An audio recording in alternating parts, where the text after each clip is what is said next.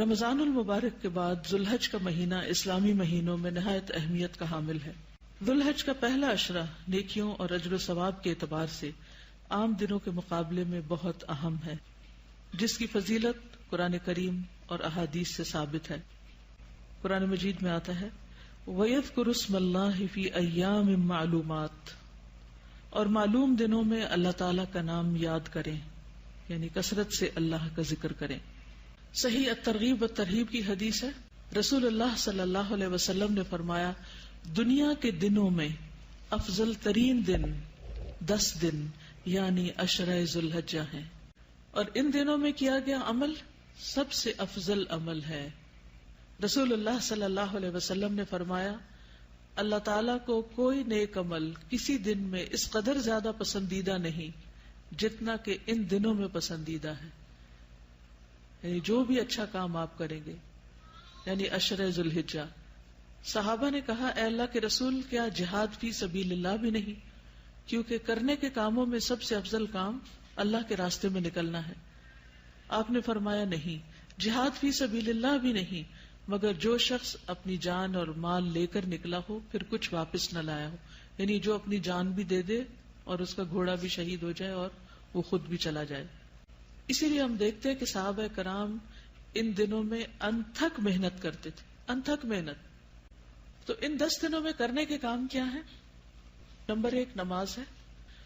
نماز تو ہم ہر روز پڑھتے ہیں، پھر خاص طور پر ان دنوں کی نماز عام دنوں کی نماز سے فضیلت کے اعتبار سے زیادہ بہتر ہے، یعنی آپ کو زیادہ ثواب ملے گا۔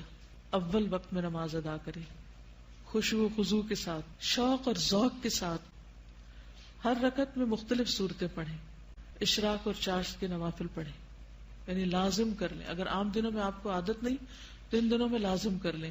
یہ مواقع آتے ہی اس لیے ہیں تاکہ جن نیک کاموں میں ہم پیچھے رہتے جا رہے ہیں ان میں ہم مزید کوشش کر کے اچھی اچھی عادات ڈال لیں۔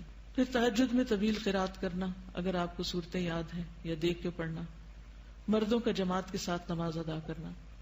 نماز کے بعد دوسرا اہم کام روزہ ہے۔ 9 ذوالحج کا روزہ رکھنا خصوصی طور پر، کیونکہ وہ 2 سال کے گناہوں کی معافی کا ذریعہ ہے۔ اس کے علاوہ بھی اگر ہو سکے تو پورا عشرہ جو ہے 10ویں دن تو خیر عید ہوگی، لیکن 9 دن اگر روزے رکھ لیں تو بہت ہی اچھے ہیں، کیونکہ ان روزوں کا ثواب عام دنوں کے روزوں سے زیادہ ہوگا۔ اور اس میں آپ قضا کی نیت سے بھی رکھ سکتے ہیں سوائے 9 کے، کیونکہ 9 تاریخ کا روزہ تو مسنون روزہ ہے، وہ تو اسی دن کی نیت سے رکھنا ہوگا۔ پہلے 8 روزے اگر آپ کے پچھلے کوئی قضا رہتے ہیں تو ان کو بھی پورا کر سکتے ہیں۔ اسی طرح قرآن مجید کے ساتھ شغف میک شور کے عام دنوں سے زیادہ پڑھنا ہے، ٹھیک ہے، چاہے ایک صفحہ ہی زیادہ کیوں نہ پڑھے۔ پھر اسی طرح کام کاج کرتے ہوئے مختلف خوراک کی قرات سننا، نئی صورتیں حفظ کرنا، حفظ کی دہرائی کرنا، قرآن مجید کا ترجمہ اور تفسیر پڑھنا یا سننا۔ پھر ذکر ہے، تحلیل، تکبیر اور تحمید کا اہتمام، صبح شام کے اذکار کی پابندی، استغفار اور ذکر کی کثرت، درود شریف پڑھنا، مقبول اوقات میں دعائیں مانگنا، خصوصاً عرفہ کے دن۔ پھر صدقہ و خیرات، ہر روز کچھ نہ کچھ ضرور صدقہ کریں، چاہے چھوٹی سے چھوٹی اماؤنٹ ہو۔ ان دنوں میں جو صدقہ کریں گے وہ پورا سال صدقہ کرنے سے زیادہ افضل ہے۔ زکوٰۃ کی ادائیگی کا اہتمام کریں اگر آپ کی ڈیو ہے۔ زائد ضرورت چیزیں صدقہ کریں، اگر ہو سکے تو گھر کی صفائی کر لیں، اور ایکسٹرا چیزیں ساری الماریوں سے، دوسری چیزوں سے جو بھی زائد جمع ہو گیا ہے اس کو نکال دیں۔ کوئی پسندیدہ ترین چیز بھی اللہ کی راہ میں دیں، یعنی ویسے تو آپ دیں ہی، لیکن کوئی ایک چیز جو آپ کو اچھی لگتی ہو۔ والدین، بیوی بچوں اور عزیز و اقارب پر خرچ کرنا، رشتہ داروں وغیرہ کے لیے عید کے تحفے، تحائف وغیرہ، یا جو بھی آپ اس میں سے کر سکیں، ان کو فون وغیرہ کریں، خصوصاً عید سے پہلے۔ عام دنوں میں اگر نہیں تو عید سے پہلے یا عید کے دن، وہ بھی 10واں دن ہی شمار ہوگا۔ پڑوسیوں کی خبر گیری، ضرورت مندوں کی مدد، اجتماعی بھلائی کے کاموں میں والنٹریلی خدمت انجام دینا۔ قربانی تک ناخن اور بال نہ کاٹنا، کیونکہ اگلے 10 دن میں ایک بال بھی نہیں اتار سکتے آپ۔ پھر عید کے دن کی سنتوں پر عمل کرنا، عید کی نماز کا اہتمام کرنا، اخلاص نیت سے قربانی کرنا، قربانی کا گوشت کھانا اور دوسروں کو کھلانا۔